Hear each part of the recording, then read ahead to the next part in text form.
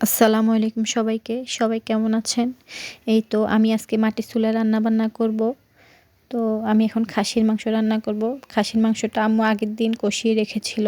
এখন আমি সরিষার তেল দিয়ে, পেঁয়াজ দিয়ে এখন সব ধরনের মশলা দিয়ে দিলাম। যেমন বড় এলাচি, ছোট এলাচি, দারচিনি, তেজপাতা, স্টার, তারপর হচ্ছে আদা বাটা, রসুন বাটা, তারপর হচ্ছে জিরা গুঁড়া, ধনিয়ার গুঁড়া, হলুদ, মরিচ, যা যা দেওয়া হয় আর কি। তো সব দিয়ে আমি এখন একটু ভালো করে কষিয়ে নিব। তো এই তো একটু কষানোর পরে আমি সাথে আলু অ্যাড করলাম, কারণ বাচ্চারা আলু খেতে পছন্দ করে।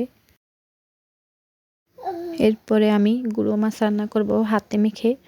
তো এই তো সব কিছু রেডি করে নিয়েছি। এখন পেঁয়াজ, টমেটো, কাঁচামরিচ, সাথে আমি আলু কুচি অ্যাড করব। তো এই তো আমি আলু দিয়ে দিলাম। তো এরপরে আমি রসুন বাটা দিব, আর অন্য কোনো মশলা দিব না।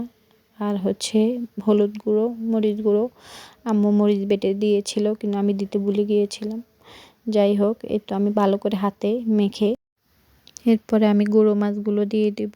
গুঁড়ো মাছগুলো আলতো হাতে মেখে নিব, কারণ ভেঙে যেতে পারে। আলতোভাবে মেখে এরপরে আমি পানি দিয়ে দিব। তো এই তো আমার মাখা প্রায় শেষ।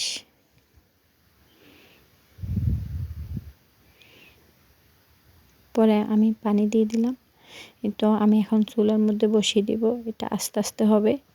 এরপরে এই মাছগুলো আমি ভেজে নিয়েছি, এখন এই মাছগুলো রান্না বসিয়ে দিব। তো এই তো এখানে পেঁয়াজ, টমেটো, কাঁচামরিচ দিয়ে একটু ভেজে তারপরে আদা বাটা, রসুন বাটা দিয়ে দিলাম। তো এই তো পরে হলুদ গুঁড়ো, মরিচ গুঁড়ো দিয়ে একটু পানি দিয়ে দিব। মাছ সবগুলো দিয়ে দিব। এরপরে ভালোভাবে কষিয়ে নিব তেল ওঠা পর্যন্ত। মাছগুলো প্রায় কষানো শেষ। এরপরে আমি ডিম সিদ্ধ বসিয়ে দিলাম, আর মুরগির রোস্ট করব। তো মরিচ আর লবণ দিয়ে আমি মেখে রেখেছি। তো এই তো আমি রোস্টও বসিয়ে দিলাম। তো আমার রোস্ট হয়ে গেছে, আমার সব রান্নাবান্না শেষ।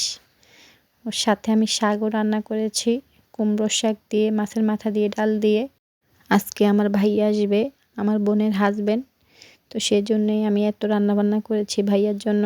তো কেমন লেগেছে জানাবেন। ভালো লাগলে সাবস্ক্রাইব করবেন, লাইক করবেন, শেয়ার করবেন। আল্লাহ হাফেজ।